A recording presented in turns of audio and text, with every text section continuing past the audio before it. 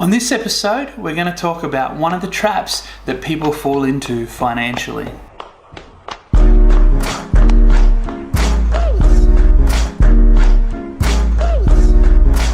So today's topic is all about not letting your lifestyle match your income. And look, if you've been around, you've probably heard me talk about it before, but today we're going to go a little bit deeper.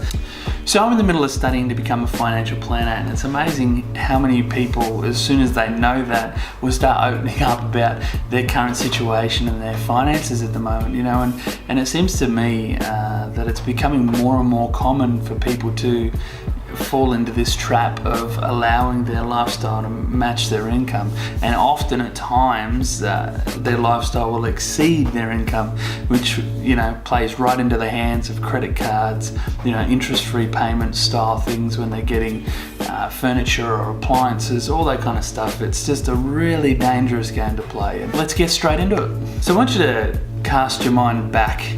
For some of you it might be a few years, some of you it might be many more years, but I want you to think about your first paid professional job and how much that was, how much you got paid, and how you were surviving on that amount. Look, your conditions or your life would have been very different back then, but I just want you to think about that for a minute and how you were doing it, how you were managing it. Now, I also want you to think about if you're at this stage of your life when you got married or started living with your partner, and all of a sudden the two of you came together, and there was now two incomes within the house, and things were pretty good. So there's a steadier flow of income, and you were learning to manage. For a lot of us, that's probably a time back when we lived in a smaller house, didn't require a larger house because there was no kids yet or stuff like that. So I just want you to think back there. Also, I just want you to think about what income did you start on? What was your starting point? Also, I want you to think about how you survived. Like what things did you have to do to make it work? You know, were you happy to eat peanut butter toasts for 3 meals a day, or toasted sandwiches was my one. I survived a long time on ham and cheese toasted sandwiches. Now, I understand that the price of things have gone up and life changes, and I also know how kids change absolutely everything. So all of a sudden in comes this promotion, or you left that job for a higher paid job elsewhere. Now, when you first got that promotion, or when you first changed jobs to that high paid job, I want to ask you, did you start to splurge? Did you start to spend a little more because that little more was there? Now, doing something like that to celebrate the promotion or the change of job, change of scenery, I haven't got any problem with whatsoever.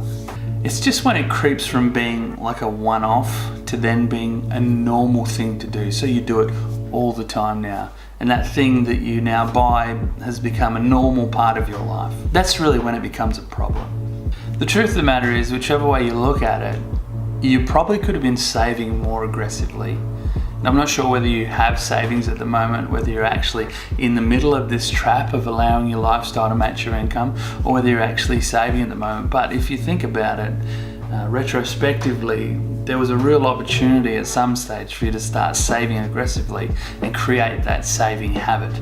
So is this something that happened for you? Did you splurge? Did that become regular spending? Did you miss the opportunity to save aggressively? And are you in a position right now where your lifestyle does match your income? Now, because this is a serious trap, and it's really put there by the people who want you to spend that money, the people who are selling a product that want you to buy it. I mean, really ask yourself, are you wasting money that you could be putting to work elsewhere, that you could be saving with and then putting into things like an investment property, putting it to work, so that money then goes in to generate more money for you? Now, I'm just going to spend a bit of time, and I'm just going to talk about some of the techniques or the things that you can do like right now to start making the change that's needed in your life. Because if you have fallen for this trap, more than anything else, I want to help you get out of it, because it's amazingly important that you start taking those steps to lower the lifestyle spending So then there's that nice little gap there, so you can start putting that money aside. So the simplest form of overcoming this trap is simply doing a budget and then sticking to it. Now on my website I've got a link to a budget planner which is provided by moneysmart.gov.au, and it is fantastic. I'd encourage you, if you haven't already, to have a look at it and start putting that information in. And to be honest, it's time to start exercising a bit of self-control. So the truth of the matter is that self-control is hard for nearly everyone. But the best way to really overcome how hard it is to get really clear, like crystal clear, on what your motivation is behind what you're trying to achieve. So in this instance, what's your motivation in starting to cut down your lifestyle spending? What are you going to do with that extra money? What's your motivation for having that extra money? What are you going to put it towards? In most cases, I'm hoping, guys, that you're going to want to put it to work. You're going to want to put it into property investing to buy assets, so then they bring in more money. But whatever that motivation is for you, you really need to get clear on it, like crystal clear. Another way to help you with exercising that self-control is all about assessing the pain. Weighing up the pain. I want you to think forward for a moment, and I want you to think, if nothing changes, what kind of pain do you associate with a life where nothing changes financially? Seriously, think about it. Put yourself forward 5, 10 years, and nothing's changed. Things are still the same. What kind of pain do you feel? And now, I want you to ask yourself, is that pain more than the short-term pain of making changes, like now? Because there's going to be pain. Either way you do it, there's going to be pain. But it's up to you to decide what's more painful. What do you associate more pain with? Nothing changing, or you starting your journey to financial freedom? And lastly, I'll leave you with one practical tactic, and it is literally start using cash. Okay, stop using that card. You start using that card, it becomes easier and easier. You almost disassociate money from your plastic FPOS card. And so I want you to put away the card, get out each week a certain amount of money that you're allowed to spend and is a part of your budget, and put the card somewhere else, not in your wallet, and then get out there and just use the cash.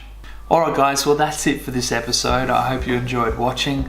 And look, it was really basic. I just wanted to cover that topic a little bit deeper of when the circumstances when your lifestyle matches your income. And it's really important, guys, that you know that it's not too late for things to change.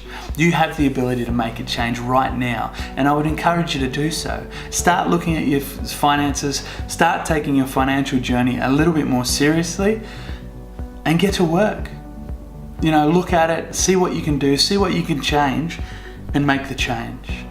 So just start looking at the way you're spending money, look at the way in which you can cut back, and start making it happen. Question of the day. I want to know if this is a trap that you have fallen for. Is this a problem for you? Because if it is, guys, I'm here to help, seriously. Alright guys, if you liked the video, don't forget to hit the thumbs up button, and don't forget to subscribe to my channel. I'm putting a new video up once every week, so I hope to see you in the next one. And thanks for stopping by, guys. Catch you later.